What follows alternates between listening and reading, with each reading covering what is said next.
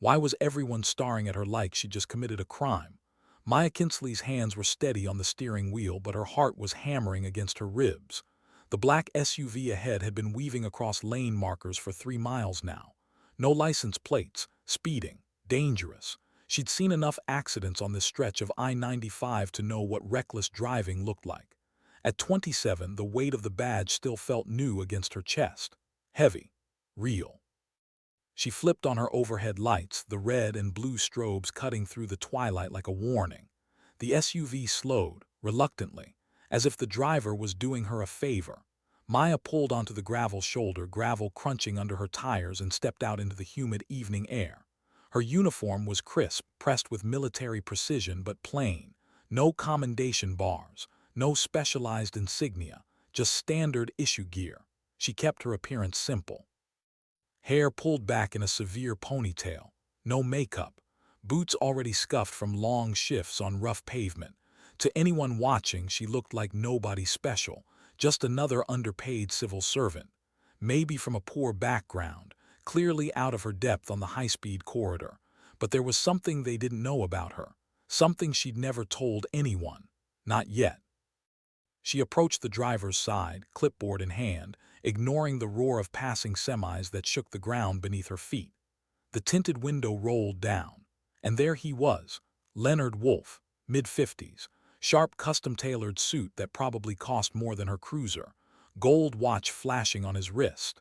The heavy, cloying scent of expensive cologne drifted out into the humid air. He was the local tycoon.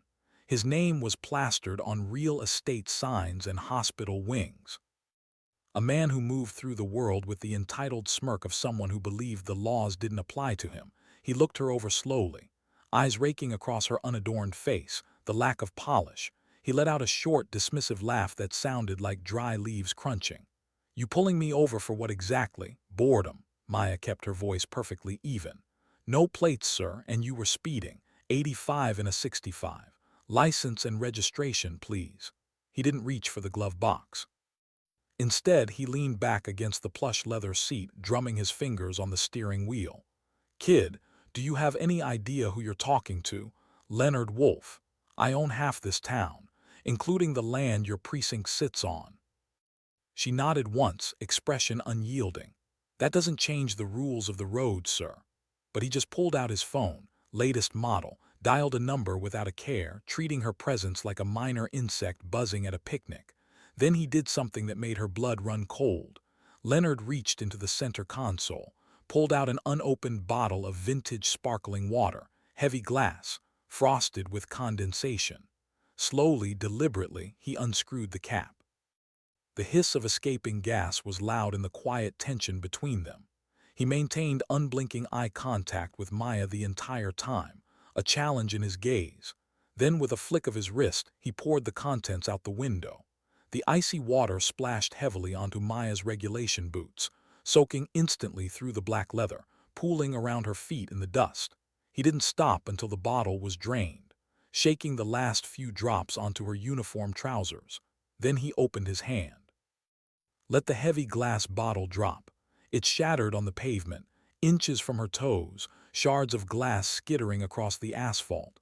"Oops," he said, voice flat, devoid of apology. He wiped his hand on a silk pocket square. "Looks like you're messy, officer. Maybe you should clean that up before you worry about my registration." Sheer pettiness of it, the dangerous proximity of the shattering glass. Maya flinched involuntarily, but she planted her feet, refusing to step back, marking the disrespect down on her mental ledger with cold clarity. By now the commotion had drawn an audience. Cars were slowing down, rubbernecking. Some were pulling over onto the grass verge to watch the show. A man in a beat-up contractor's van leaned out his window. "Hey lady, let the man go. He's probably got actual work to do, unlike you." Maya ignored him, pen scratching against the ticket pad. Leonard put his call on speaker, volume turned up high. "Ronald, it's me. One of your girls is out here making a scene on I-95. It's embarrassing." Captain Ronald Pierce's voice crackled through the phone, gruff, immediately annoyed. "Which one?" Leonard grinned at Maya, predatory. "Kinsley. Looks like she crawled out of bed, threw on a costume, and forgot to brush her hair." Pierce grumbled. the sound of a chair scraping in the background. "Stand by, I'll sort it, don't move." The crowd on the side of the road swelled quickly, phones coming out like weapons, screens glowing as they turned the traffic stop into live entertainment. A woman in a silver luxury sedan leaned out, perfectly highlighted hair, oversized designer sunglasses, the type who chaired charity galas for tax write-offs but locked her car doors when driving through certain neighborhoods. "Sweetie, you're barking up the wrong tree," she called out, voice dripping with condescension. "Mr. Wolf is a pillar of this community." "What makes you think a little girl like you can hassle him?" Maya glanced her way, tone professional. "Ma'am, please don't interfere with an active traffic stop." The woman scoffed. "Interfere? I'm just saying, look at you. No style, no presence. You expect respect dressed like that. Bet you got the job through some diversity quota." A younger man pulled up in a bright red convertible, laughing loudly. "Yeah, what's with the plain look? No makeup, hair like you don't care." "You trying to prove something to the boys, or are you just clueless?" Maya paused her writing, met his eyes with a calm that unsettled him. "Sir, move along," he snorted, revved his engine. "Or what? You'll ticket me too, pathetic rookie." In the swelling crowd, Maya suddenly spotted a familiar face. Sarah, a girl she had graduated the police academy with just months prior. They had shared coffees, complained about drill instructors. Maya had spent hours helping Sarah study for the final law exams. Sarah was off duty now, wearing civilian clothes, standing near the front of the onlookers. For a moment, Maya's chest loosened with relief. Maybe one person would stand with her. Sarah caught her eye. Maya gave her a small nod, hopeful. But Sarah looked away quickly, deliberately, stepping behind a taller man in the crowd, pretending she hadn't seen her. That hurt more than the insults, more than the broken glass still glittering near her boots. Maya swallowed hard, kept writing. Within minutes, 2 patrol cars pulled up, lights flashing. Captain Pierce himself stepped out of the first one, uniform tight across his gut, face red with irritation. He didn't even look at Leonard, just marched straight to Maya. "Kinsley." "What the hell do you think you're doing?" She held out the citation. "Sir, this driver has no plates, was speeding," and he ripped the ticket from her hand, tore it in half. "You're harassing a respected businessman over a goddamn technicality." "It's not a technicality, sir. It's the law." Pierce stepped closer, lowered his voice to a hiss. "You know what your problem is? You think that badge makes you special. It doesn't. You're a nobody from nowhere, and you will not embarrass this department by going after someone who actually matters." He turned to Leonard, all smiles now. "Mr. Wolf, I apologize for the inconvenience. You're free to go." Leonard climbed out of his SUV, stretched lazily, like a man who just won a poker hand. "Thank you, Captain. I appreciate a man who understands priorities." He looked at Maya. "Maybe next time, sweetheart, you'll think twice before wasting everyone's time." He drove off. No ticket, no consequences. The crowd dispersed, laughing and shaking their heads. Maya stood there, boots still wet, glass still on the ground. Pierce grabbed her arm, hard. "You're on desk duty, effective immediately. And if I hear one more complaint about you, you're done. Understood?" She pulled her arm free. "Yes, sir." But her voice was hollow. Back at the station, the whispers started immediately. She walked through the hallway and conversation stopped. Officers turned away. Ramirez, a guy who used to joke with her in the break room, now looked right through her like she was a ghost. In the locker room, she found a note taped to her locker. "Quota higher. Simple, mean, anonymous." That night Maya sat alone in her apartment, a small studio on the edge of town, cheap rent, thin walls. She could hear her neighbor's television through the plaster. She didn't cry. She'd learned a long time ago that tears didn't change anything. But she felt it, the weight of being ignored, of being dismissed, of standing completely alone. She thought about her family. The life that had been incinerated in a single night of violence when she was just a child.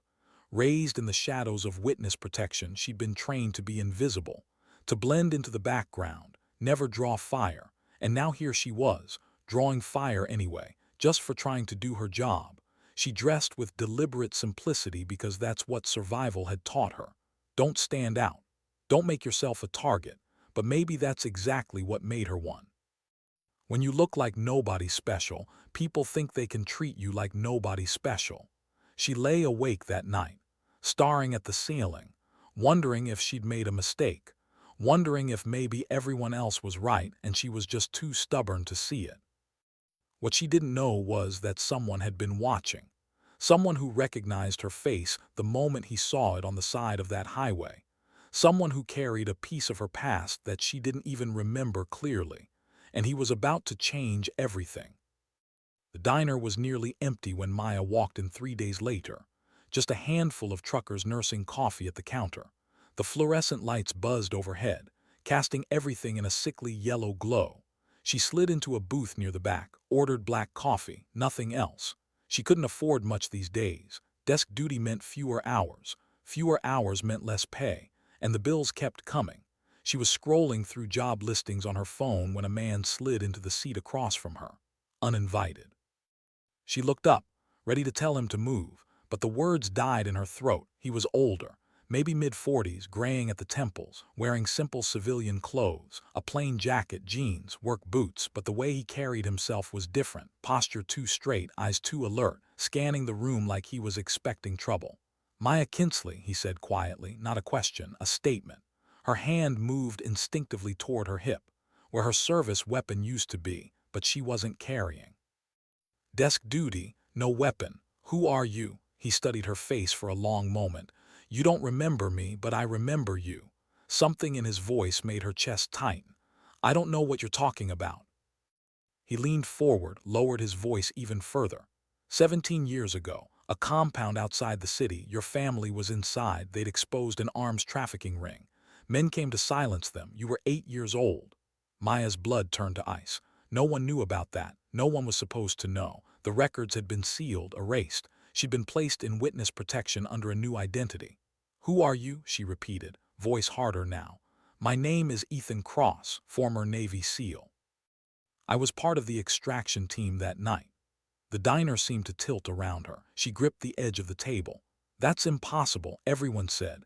"Everyone said the girl didn't survive. I know, that's what we reported, because keeping you dead was the only way to keep you safe." He reached into his jacket, slowly, pulled out a photograph, faded, creased. It showed a younger version of him in full tactical gear, holding a small girl with dark hair and terrified eyes. Her. Maya stared at the photo. Memories flooding back. Fragments she'd buried so deep she thought they were gone. The sound of gunfire, her father shoving her into a corner. "Stay quiet, Maya." The smell of smoke. Boots thundering on the floorboards above. Then the door bursting open. A soldier grabbing her. "Hang on." Remembered now. The specific moment they'd reached the extraction point. A mortar round hitting the ceiling. A heavy wooden beam plummeting down. She'd frozen, too small to move fast enough. But the soldier hadn't hesitated. He'd thrown his body over hers, taking the full impact of the burning wood across his tactical vest and back. She remembered the smell of singed Kevlar, the grunt of pain he'd suppressed near her ear, shielding her small frame completely.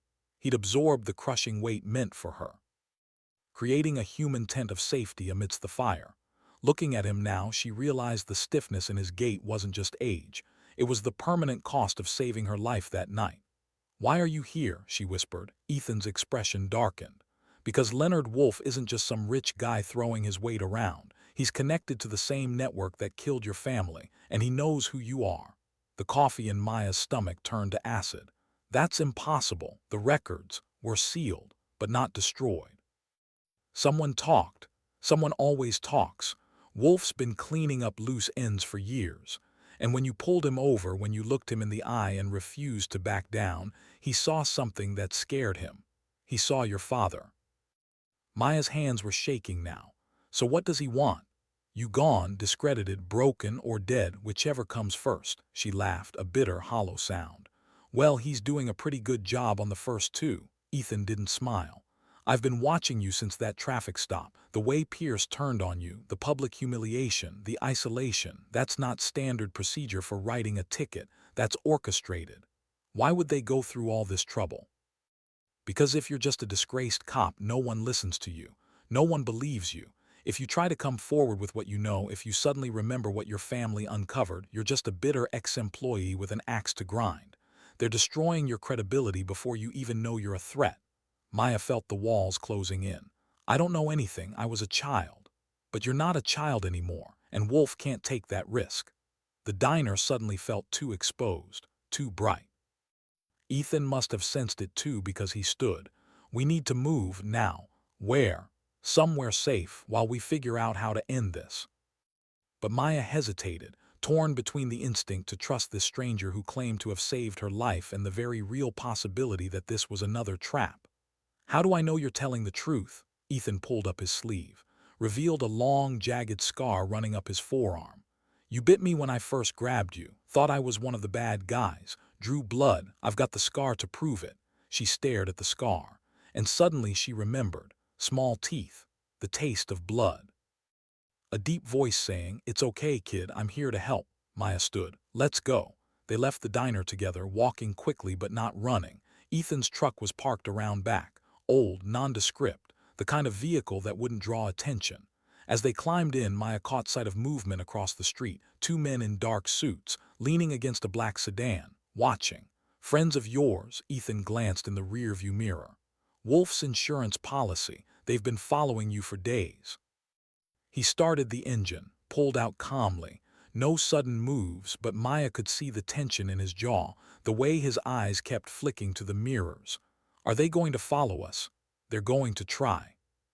What happened next unfolded so fast Maya barely had time to process it. Ethan drove normally for 3 blocks, then took a sudden right into an alley. The black sedan followed. He accelerated, tires screeching. Maya gripped the door handle. "What are you doing? Trust me."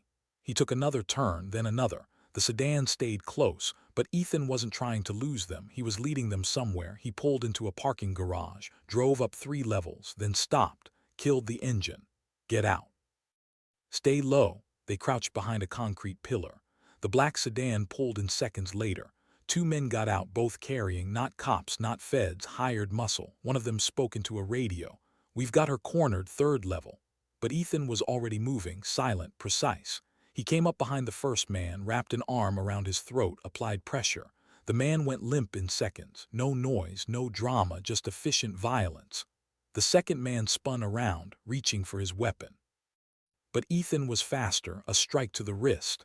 The gun clattered to the ground, then an elbow to the jaw. The man crumpled. Ethan zip-tied both of them, grabbed their phones, crushed them under his boot. "Let's go." They took the sedan, left Ethan's truck behind. "Won't they track this car?" Maya asked. "Let them. By the time they realize we switched vehicles, we'll be long gone." They drove in silence for 20 minutes, Maya's mind racing, processing everything, the traffic stop, the humiliation, the isolation. It hadn't been random, it had been calculated, deliberate, a campaign to destroy her before she even knew she was under attack. "Where are we going?" she finally asked.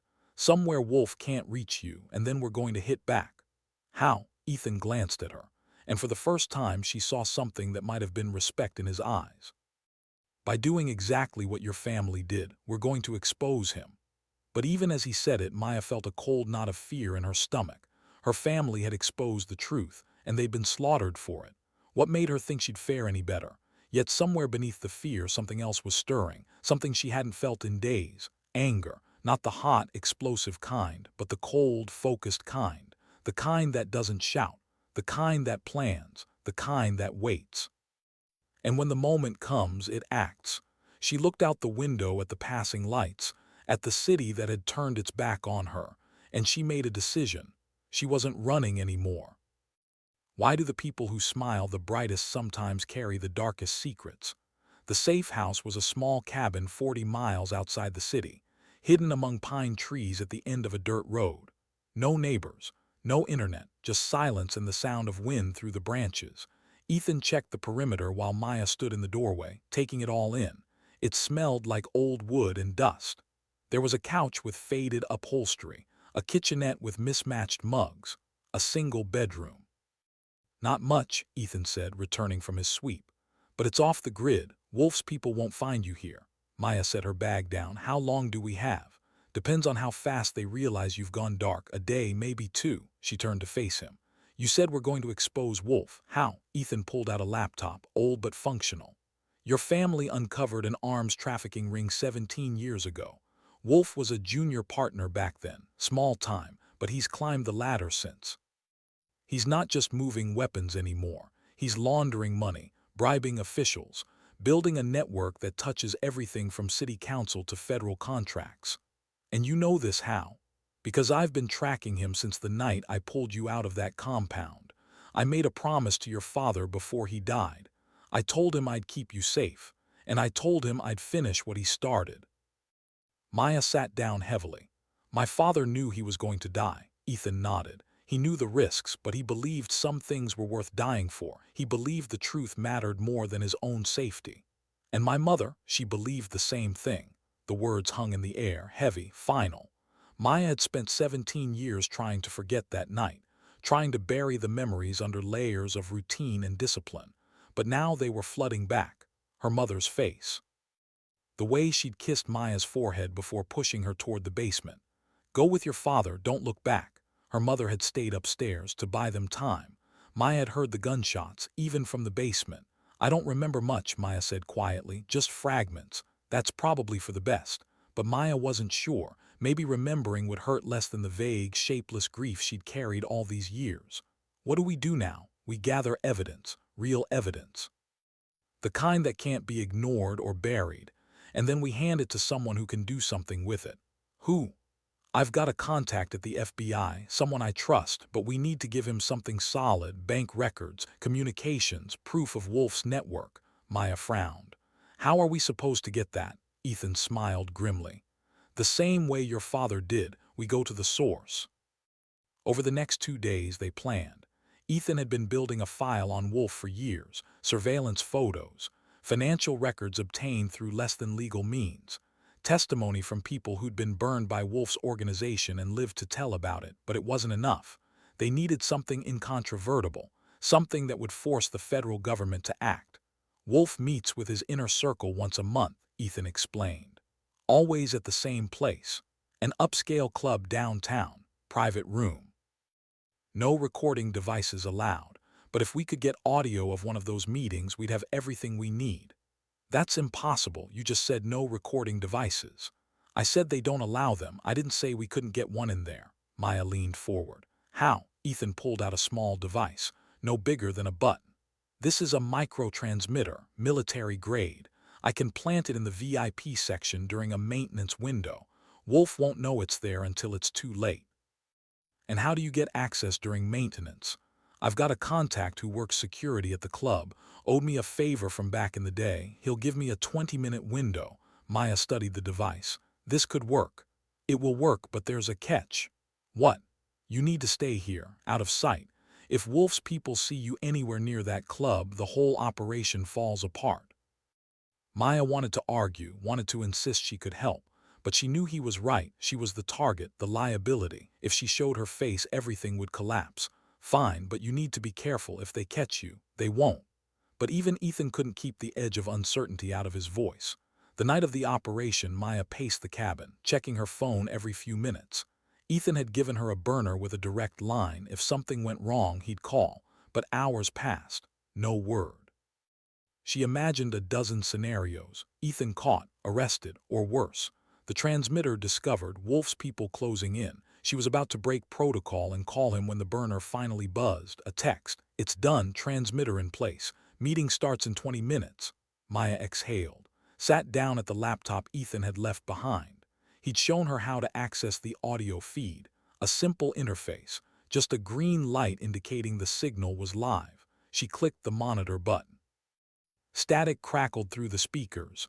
Then voices, faint at first but growing clearer. Gentlemen, thank you for coming. Leonard Wolf's voice, smooth, confident. I trust you've all reviewed the quarterly numbers. A chorus of affirmatives. Maya turned up the volume, focused. As you can see, our expansion into the Eastern Corridor is exceeding projections. The new contracts we've secured through our friends at City Hall are generating significant revenue. And with Captain Pierce running interference on any legal complications, we've got a clear runway for at least the next 18 months. Laughter, clinking glasses, Pierce's voice cut through. Nervous, shaky. Leonard, about the girl, Kinsley. Are we sure she's handled? Relax, Ronald. The girl is ruined, homeless, jobless. The whole town hates her. Who's going to listen to a discredited rookie living out of her car? We win because we always win. More laughter. Maya's hands clenched into fists. Tomorrow I'm buying that island property, Wolf continued. And you're getting your bonus to the little people. May they stay under our boots. The sound of glasses clinking, sealing their fate on a recording that was already being uploaded to a federal server. Maya smiled, a cold, satisfied smile. They had no idea what was coming. The next morning, federal agents descended on the precinct. Tactical gear, warrants. The full weight of the law. Leonard Wolf was arrested at his estate, trying to destroy documents in his home office. They found him with a shredder full of bank statements and a safe full of cash. He screamed about his lawyers, about his connections, but none of it mattered. The evidence was overwhelming. Captain Pierce was cuffed at his desk, sputtering excuses. "This is a mistake. I was pressured. I didn't know," but the recordings told a different story. Maya watched it all unfold from the cabin. Ethan had set up a live feed from a contact inside the FBI. She saw Wolf dragged out in handcuffs, saw Pierce's face go white as they read him his rights, and she felt something she hadn't felt in weeks: hope. "It's over," Ethan said quietly, standing beside her. "Is it?" Maya asked, because she knew the truth. Wolf and Pierce would go to prison, but the people who'd stood by and watched, who'd mocked her, who'd turned their backs, they were still out there, still free. "The rest is up to you," Ethan said. "What you do next, how you move forward, that's your choice." Maya nodded. She'd made her choice. She was going back. The day Maya walked back into the precinct was different. The building looked the same dull gray walls, same flickering fluorescent lights, same coffee-stained carpet in the hallway, but the atmosphere had shifted. The whispers were gone, replaced by silence, a heavy, uncomfortable silence. Officers who'd ignored her now couldn't meet her eyes. Ramirez stood near the bulletin board, stammering an apology she didn't acknowledge. She walked past him, head high, badge back on her belt. The desk sergeant handed her a stack of paperwork. Officer Kinsley, Captain Pierce is no longer with us. Interim command wants to see you." She nodded, didn't ask questions, just walked to the office that used to belong to the man who tried to destroy her. Inside, a federal agent was waiting, sharp suit, no-nonsense expression. "Officer Kinsley, I'm Agent Morrison, FBI. I wanted to personally thank you for your cooperation in this investigation." "I didn't do much," Maya said honestly. "You stood your ground when most people would have folded. That takes courage." Morrison handed her a folder. "Wolf's network is bigger than we thought. We've got 17 arrests so far, more coming. Your testimony is going to be critical in the trials. I'll do whatever's needed." "I know you will." Morrison stood, extended a hand. Maya shook it, firm, professional. When the agent left, Maya sat alone in the office, looking out the window at the parking lot below, at the city she'd sworn to protect, a city that had turned on her, and she wondered if it was worth protecting. But then she thought about her parents, about the choice they'd made to expose the truth even when it cost them everything. And she knew the answer. Outside the precinct, the media was waiting. Cameras, reporters, shouting questions. Maya pushed through without comment, but not everyone was press. The woman from the highway, the one with the pearls and the fake smile, she was there too, holding a designer gift bag, trembling. "Officer Kinsley," Maya, voice shrill, desperate. "I just wanted to say I always knew you were special. This is just a little token of appreciation for your service. Maybe we can grab lunch." Maya stopped, looked at the bag, then up at the woman's terrified eyes. She didn't yell, didn't lecture. She simply looked through the woman as if she were made of glass, stepped around her, kept walking, leaving the woman holding her bribe in the middle of the sidewalk, completely invisible. It was a small moment, but it carried weight. In the following days, the dominoes kept falling. The contractor who'd yelled at her from his van was fired. His employer had seen the video, decided he didn't want that kind of person representing his company. The rich kid in the red convertible was cut off by his family. They'd seen his behavior too, weren't impressed. The woman with the luxury sedan lost her gala sponsorship. The scandal hit the papers. Her charity work was exposed as nothing more than a tax dodge. Sarah, her former friend from the academy, tried to reach out, a text message. "Hey Maya, I'm sorry I didn't have your back. Can we talk?" Maya read it, didn't respond. Some bridges once burned aren't worth rebuilding. The most satisfying moment came unexpectedly. Maya was leaving the precinct after a shift when she saw him. Captain Pierce, stripped of his uniform, holding a box of personal effects, looking old, the bluster completely gone. "Maya," he croaked, voice shaking. I. "I have a family, the pension, if you could just put in a word, say I was pressured." He reached out a hand. Maya looked at it, then reached into her pocket, pulled out 2 torn halves of paper, the ticket she'd written Leonard Wolfe. The one Pierce had destroyed, she'd kept the pieces. She pressed the scraps into his palm. "You told me the rules bend for some people," she said quietly. "You were right, they just bent back and snapped." She turned her back on him. Left him standing alone in the empty parking lot, holding the pieces of his own corruption. Weeks passed, the trials began. Maya testified, clear, precise, unemotional. She told the truth, nothing more, nothing less. The jury didn't take long to convict. Wolfe got 25 years, Pierce got 15. The network they'd built crumbled. One by one, the arrests continued. People who'd thought themselves untouchable learned they weren't. And through it all, Maya kept working.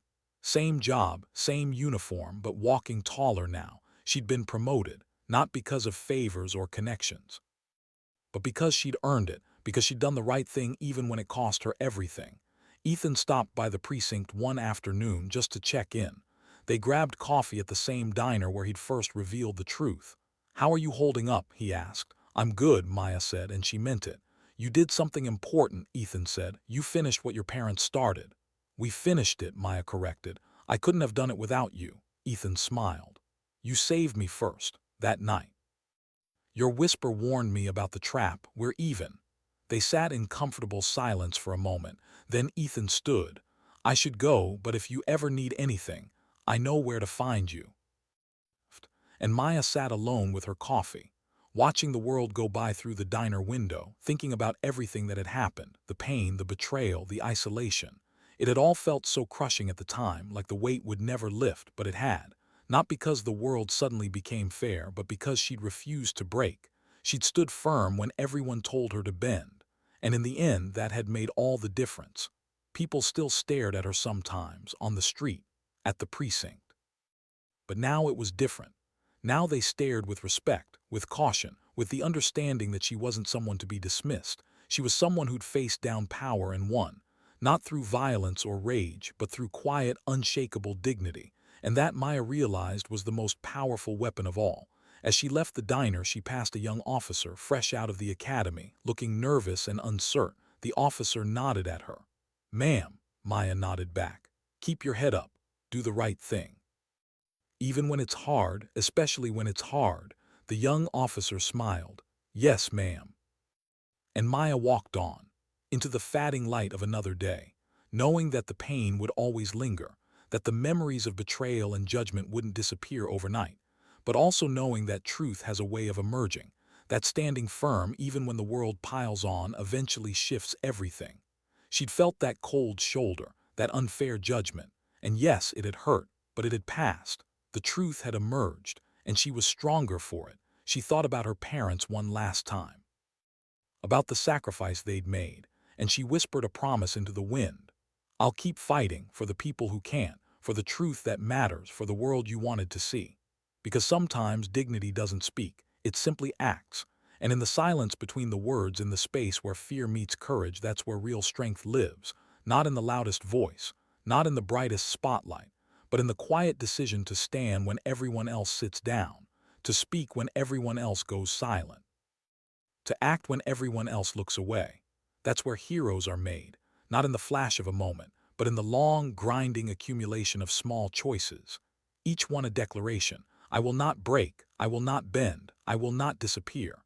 And when the storm passes, when the dust settles, when the truth finally stands revealed in the light of day, that's when the world sees what was there all along. Someone worth respecting, someone worth believing in, someone who refused to be invisible. Maya Kinsley had been that someone, and she always would be.